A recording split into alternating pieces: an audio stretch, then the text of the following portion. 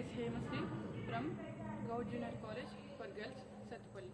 నేను ఈరోజు మాట్లాడబోయే అంశం నీరు, నేల, గాలి కాలుష్యం, సుస్థిరత, మానసిక ఆరోగ్యం. మనం మొదటిగా చూసుకుంటే సుస్థిరత అనగా సహజ వనరులు. మన పూర్వీకులు మనకి సహజ వనరుల్ని ఇచ్చారు. అదేవిధంగా మనం మన భవిష్యత్తు తరాలకు ఇవ్వడం మన బాధ్యత. దాన్నే సుస్థిరత అంటారు. మనం మాట్లాడుకోవాల్సి వస్తే భూమి మీద చాలా కాలుష్యాలు ఉన్నాయి. దాన్ని మొదటిగా చూసుకున్నట్లయితే వాయు కాలుష్యం. వాయు కాలుష్యం ఎలా జరుగుతుంది అంటే ఫ్యాక్టరీల నుంచి వచ్చే పొగలు, రసాయన పొగలు మరియు క్రాకర్స్ పేల్చడం వల్ల వచ్చే పొగలు, ఇవి అన్నిటిని కలిసి మన గాలిని కాలుష్యం చేస్తుంది. దాంట్లో అత్యధికంగా ముఖ్యమైనది వాహనాల నుంచి వచ్చే పొగ మన గాలి మొత్తాన్ని కాలుష్యం చేస్తుంది. ఇలాంటి గాలిని పీల్చుకోవడం వల్ల మన ఊపిరితిత్తుల సమస్యలు, దాంతోపాటు గుండె సమస్యలు వస్తాయి. దీన్ని అరికట్టడానికి మనం చేయాల్సిన మొదటి పని వాహనాల వాడకాన్ని ఆపాలి, తగ్గించాలి. తగ్గించడం అంటే 10 నిమిషాల్లో ఇల్లు వచ్చే పనికి బండి కావాల్సిన అవసరం లేదు. నడకతో ఇల్లు వచ్చేస్తే మన ఆరోగ్యానికి మంచిది.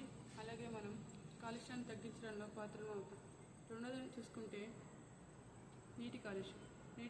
ప్లాస్టిక్ వాడి చెరువులలో పడేస్తుంటారు.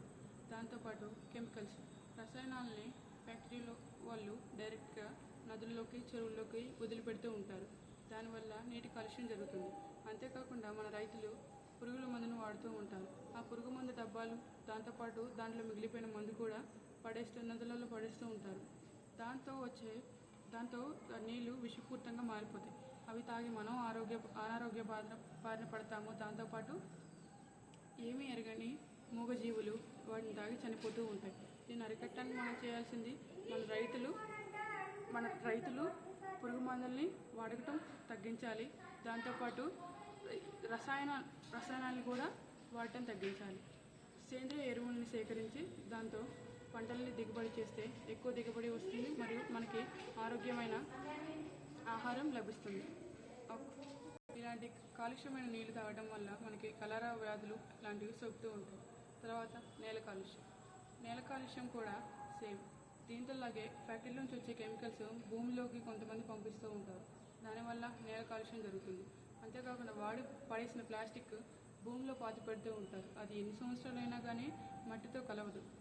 దీంతో నేల కాలుష్యం జరుగుతుంది. అంతేకాకుండా పంట దిగుబడి ఉండదు. పండించినా కానీ మనకి పండించిన పంట కూడా విషపూరితమైపోతుంది. దీన్ని అరికట్టడానికి మనం చేయాల్సింది ప్లాస్టిక్ వాడకాన్ని తగ్గించడమే కాకుండా పూర్తిగా ప్లాస్టిక్ వాడకాన్ని లేకుండా చేయాలి. ప్లాస్టిక్ కవర్ల బదులు గోనె సంచులు లేక కాటన్ సంచులను యూజ్ చేయడం వల్ల మనకి చాలా ఉపయోగం జరుగుతుంది. మనం వీటన్నిటిలో చూసుకుంటే మూడిట్లో కామన్గా ఉంది ప్లాస్టిక్, రసాయనాలు. వీటిని అరికట్టడానికి మనం చేయాల్సింది వీటిని వాడకుండా ఉండటమే కాకుండా పక్కన వాడుతున్న వారిని కూడా ఆపడం. దీని బదులు వారికి వేరే దాన్ని వాడమని సజెస్ట్ చేయడం. అంటే ప్లాస్టిక్ కవర్ బదులు కాటన్ కవర్ని, రసాయనాలు వాడకుండా మనకి సేంద్రియంలాగా సేకరించుకోవడానికి ప్రయత్నిస్తే చాలా కాలుష్యం వరకు మనం అరికట్టగలం. ఈ కాలుష్యాన్ని మనం తయారు చేసుకొని మన ప్రాణానికి చుట్టేసుకుంటున్నాం. ఈ కాలుష్యం అనేది మన మెంటల్ హెల్త్ పైనే ప్రభావం చూపిస్తే మన మానసిక ఆరోగ్యం. ఈ కాలుష్యంలో తిరుగుతూ మనం ఒత్తిడికి గురవుతూ ఉంటాం.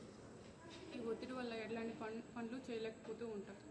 మనం చేసుకున్న కాలుష్యం మనకి ప్రమాదకరం అవుతుంది. ప్లాస్టిక్ వాడకాన్ని తగ్గించండి. మన వాహనాల వాడకాన్ని కూడా తగ్గించడం ఎంతో మంచిది. కార్లో కూర్చొని ఏసీ వేసుకుంటే మనకి ఇది ప్రశాంతంగా ఉంది అని అనుకుంటామే కానీ మన కారు నుంచి వచ్చే పొగ వల్ల వెనక ఎంతమంది బాధపడుతున్నారు అనేది మనం పట్టించుకోలేకపోతున్నాం. సమాజం బాగా స్వార్థంగా మారిపోయింది. పక్కన వాళ్ళు చనిపోతున్నా మనకు సంబంధం లేదు. మన మంచిది మనం చూసుకుందాం అనుకుంటున్నారు. అలాంటివి కాకుండా మన కోసం, మన ముందు తరాల కోసం మనం బ్రతకాలి. మన పూర్వీకులు ఇచ్చిన మన సహజ వనరులను మనం కాపాడుకోవాలి, వాడుకోవాలి, మరియు మన భవిష్యత్తు వారికి తిరిగి ఇచ్చేయాలి. ఇది